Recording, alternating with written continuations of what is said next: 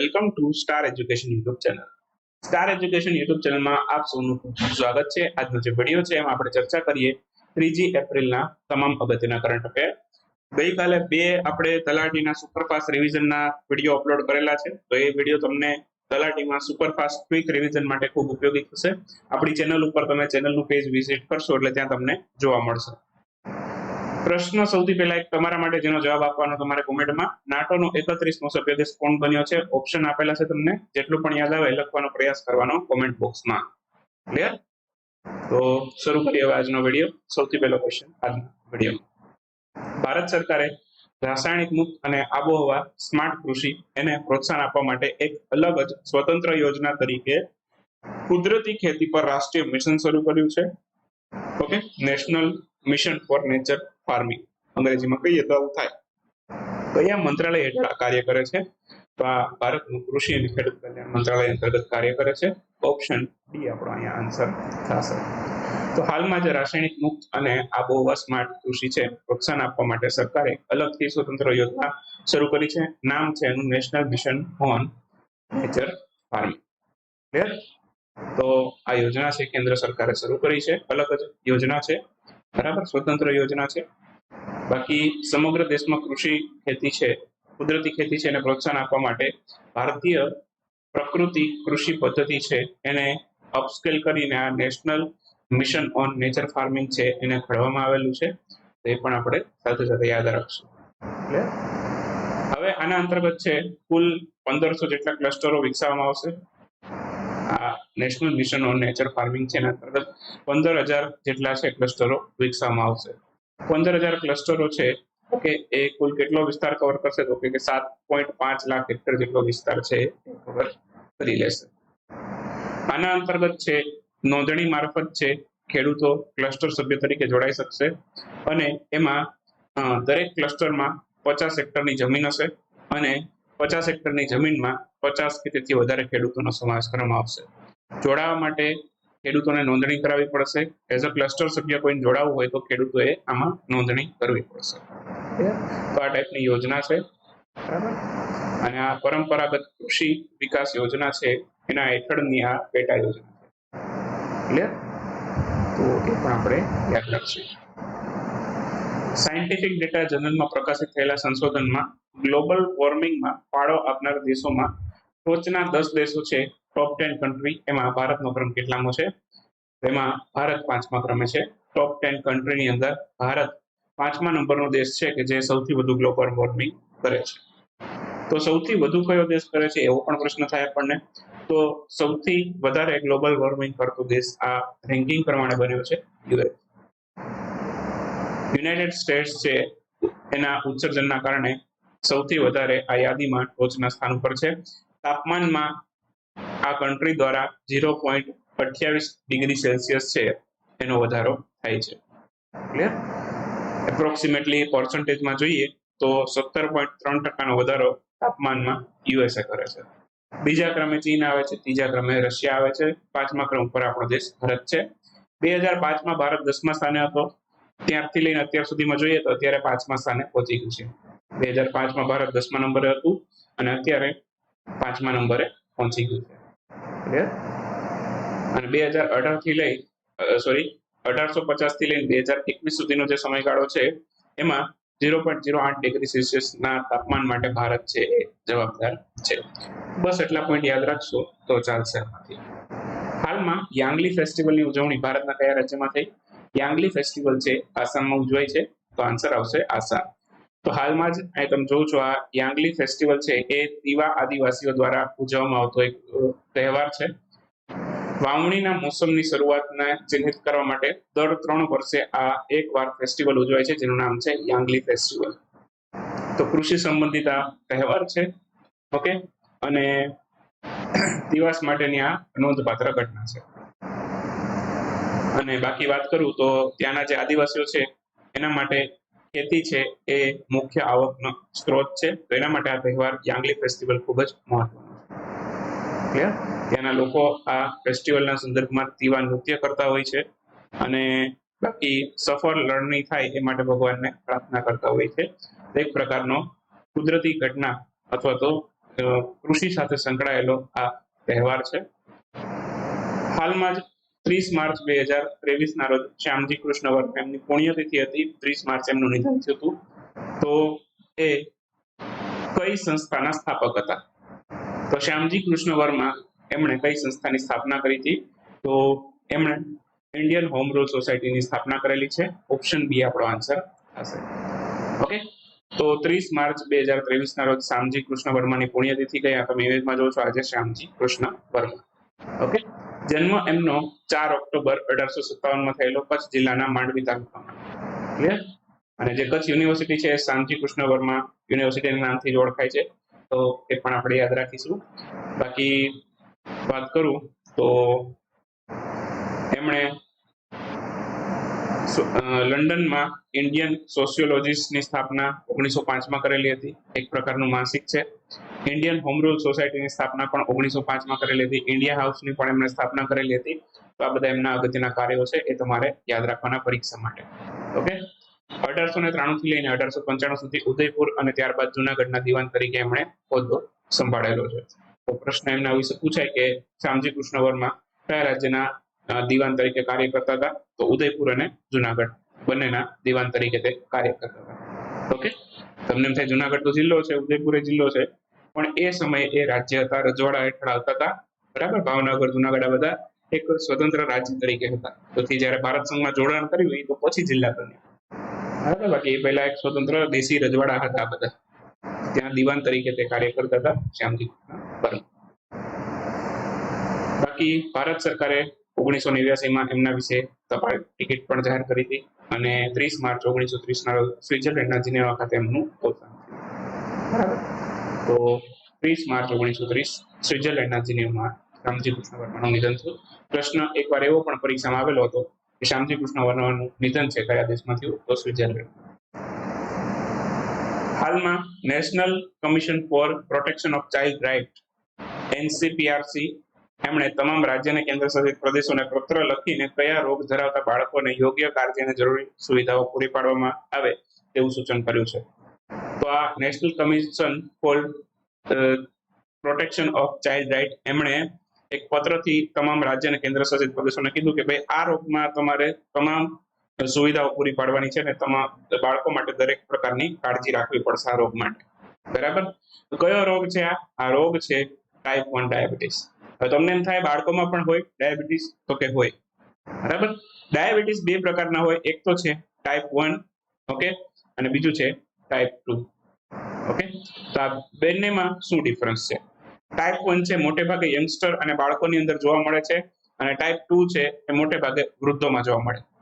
કહેવાય એવું કે બંને રોગ છે એ કોઈ પણ એજની અંદર થઈ શકે, પણ સૌથી વધારે મોટે ભાગે જોવા મળતું હોય તો આ બાળકો અને યંગસ્ટરમાં જોવા મળે ટાઈપ 1 ડાયાબિટીસ. અને ટાઈપ 2 ડાયાબિટીસ છે એ જે મોટી ઉંમરના વ્યક્તિઓ હોય એમાં જોવા મળે. બરાબર, જેમ કે 45 વર્ષથી વધુ ઉંમરના લોકો. ખ્યાલ આવે છે?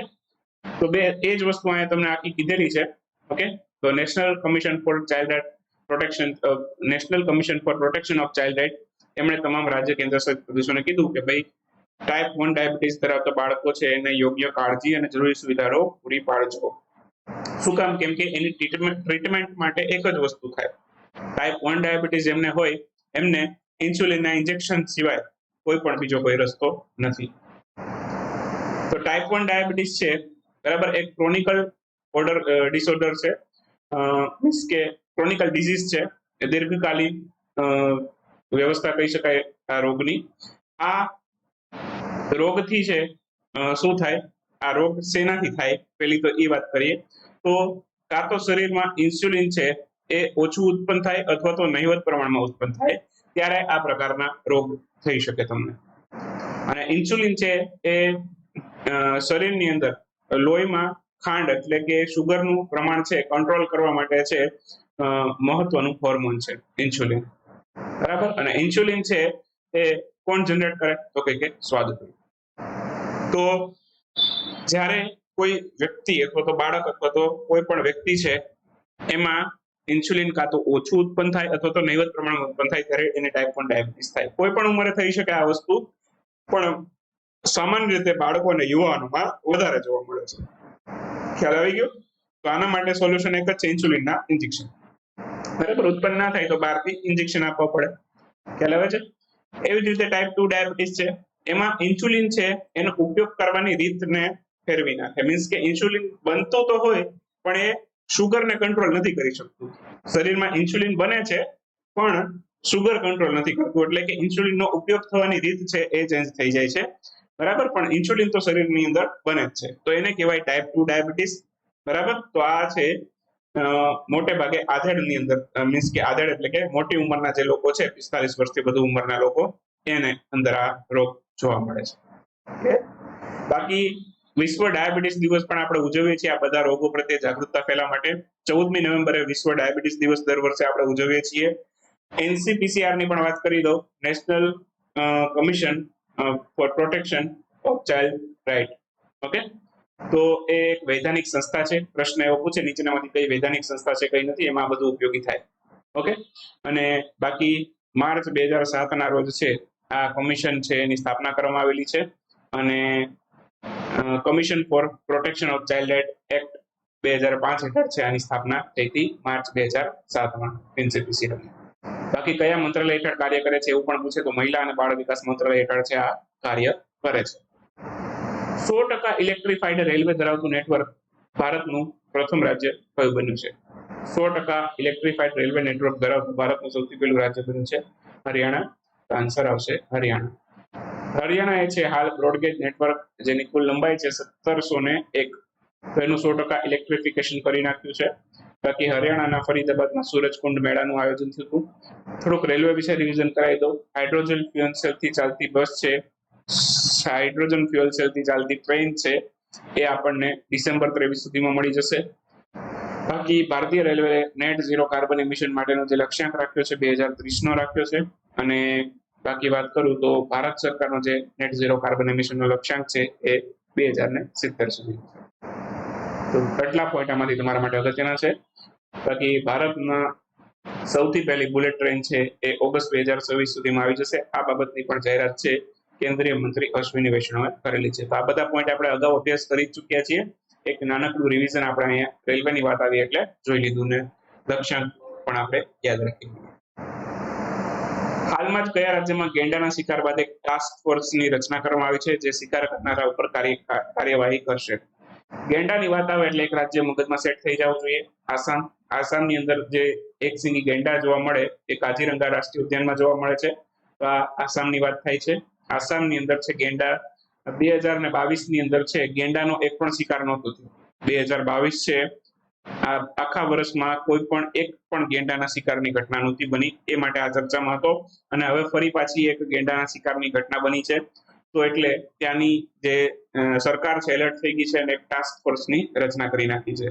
બરાબર, તો 2021માં જ આ આસામની સરકારે રચના કરી હતી ટાસ્ક ફોર્સ વિરોધી ગેંડાના શિકાર વિરોધી ટાસ્ક ફોર્સ છે એની રચના કરી હતી આસામની સરકારે 2021માં. તો એ હવે કાર્યરત થઈ ગઈ છે.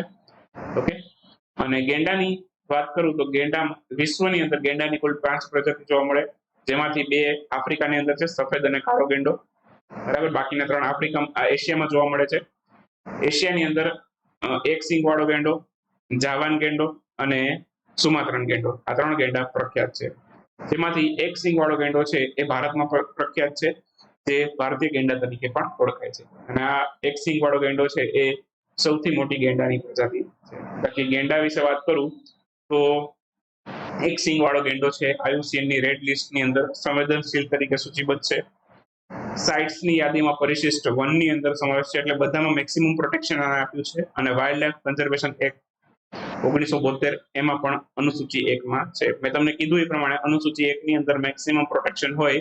તમે એના મૃતદેહને પણ તમારી પાસે રાખ્યો હોય ને, અથવા એના કોઈ અંગને પણ તમારી પાસે રાખી લીધું હોય ભૂલથી, તો પણ તમારા ઉપર કેસ થઈ શકે, એટલું પ્રોટેક્શન હોય અનુસૂચિ 1માં. બરાબર, તો આ ખાસ ધ્યાન રાખવું, અનુસૂચિ 1ના પ્રાણીઓને ક્યારેય છેડછાડ કરવા નહીં. હાલમાં જ CRPFના 84માં સ્થાપના દિવસની ઉજવણી કયા સ્થળેથી કરવામાં આવી? હવે એકચ્યુઅલમાં આનો સ્થાપના દિવસ તો જુલાઈમાં આવે છે, પણ આનો સ્થાપના દિવસ મોટે ભાગે જે ઉજવીએ છીએ પ્રાઇડ ડે તરીકે એ માર્ચની અંદર ઉજવવામાં આવતો હોય છે. અને માર્ચની અંદર ઉજવીએ ત્યારે ગૃહ મંત્રાલય નક્કી કરે કઈ તારીખ હોય. ગયા વખતે 19 તારીખે ઉજવ્યો તો આ વખતે 25 તારીખે ઉજવ્યો. બરાબર. તો એક મુખ્ય ઇવેન્ટ છે સ્થાપના દિવસની, એ મોટે ભાગે સીઆરપીએફ ની માર્ચ મહિનામાં આવે. ક્યારે આવે? માર્ચ મહિનામાં. તો આ છત્તીસગઢમાં હતી આ વખતે, કયા સ્થળે ઉજવો? તો કે છત્તીસગઢમાં ઉજવો. ઓપ્શન બી આપણો આન્સર થશે. તો અહીંયા સીઆરપીએફ નો 84મો સ્થાપના દિવસ છત્તીસગઢના બસ્તર ખાતેથી ઉજવો 25મી માર્ચે. ગૃહમંત્રી અમિત શાહ પણ ઉપસ્થિત હતા. બાકી આની સ્થાપના ક્યારે થઈ એવું પૂછે તો 27 જુલાઈ 1939 માં આની સ્થાપના થઈ હતી સીઆરપીએફ ની. સીઆરપીએફ નું પૂરું નામ પૂછી શકે, સેન્ટ્રલ રિઝર્વ પોલીસ ફોર્સ. આ સીઆરપીએફ નું પૂરું નામ છે. ડાયરેક્ટર જનરલ એના કોણ છે? તો કે સુજયલાલ ખાઓ સેનાના ડાયરેક્ટર જનરલ છે. મુખ્ય મથક નવી દિલ્હીમાં છે. અને આ કાર્ય શું કરે? તમામ રાજ્ય કેન્દ્ર શાસિત પ્રદેશો છે ત્યાં કાયદો વ્યવસ્થા જાળવવાનો પ્રયત્ન કરે, બળવાખોરી સામે પોલીસની કામગીરી માટે મદદ કરે. તો આ એના કાર્યો છે સીઆરપીએફ. બરાબર. તો ખાસ એટલું આમાંથી યાદ રાખીશું. કયા રાજ્યની કાંગરાટી એને હાલમાં યુરોપિયન જીઆઈ ટેગ મળ્યો છે? તો યુરોપિયન કમિશન એમણે હાલમાં જ હિમાચલ પ્રદેશની કાંગરાટી છે એને જીઆઈ ટેગ આપ્યો. ઓપ્શન સી આપણો આન્સર થશે. 11 એપ્રિલથી આ જીઆઈ ટેગ અમલમાં આવશે. યુરોપિયન કમિશન દ્વારા કાંગરાટીને જીઆઈ ટેગ આપવામાં આવ્યો છે. હિમાચલ પ્રદેશની પ્રોડક્ટ છે. ભારતનો જીઆઈ ટેગ આને 2005માં જ મળી ગયો હતો અને હવે અત્યારે યુરોપિયન કમિશનમાં મળ્યો છે. તો યુરોપમાં પણ હવે આની નિકાસ છે ખૂબ બહોળા પ્રમાણમાં થશે. હિમાચલ પ્રદેશના નવા મુખ્યમંત્રી યાદ રાખી લેજો, સુખવિન્દરસિંહ સુખુ છે. રાજ્યપાલ પણ નવા બન્યા છે, શિવ પ્રતાપ શુક્લ. તો એમને પણ આપણે યાદ રાખી લેશું. ક્લિયર? એટલું ખાસ આમાંથી યાદ રાખવાનું છે. ભારતે વિદેશ વ્યાપાર નીતિ 2023 નું અનાવરણ કર્યું છે. આ નીતિ પ્રમાણે ભારતમાં કયા વર્ષ સુધીમાં $2 ટ્રિલિયન નિકાસ ભારત કરશે? તો $2 ટ્રિલિયન નિકાસ છે ભારત 2026 સુધીમાં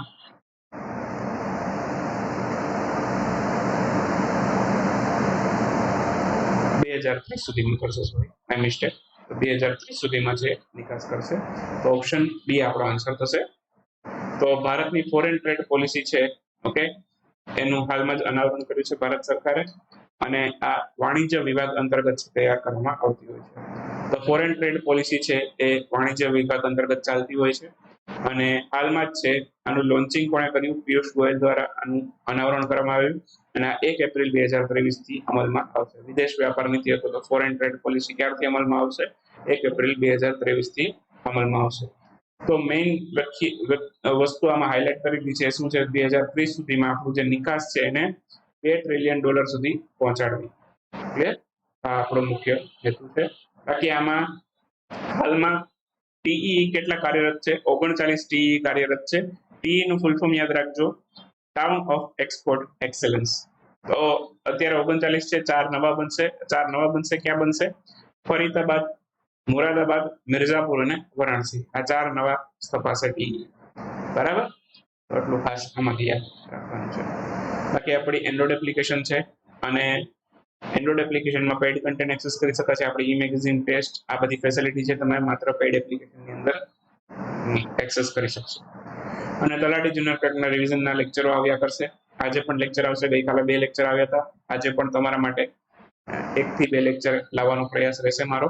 તો મળીએ નેક્સ્ટ વિડીયો લેક્ચરની અંદર નવા કરંટ અફેર સાથે. ત્યાં સુધી રજા લઈએ. આવજો. Bye bye. Good night. શુભરાત્રી. Thank you for watching star education.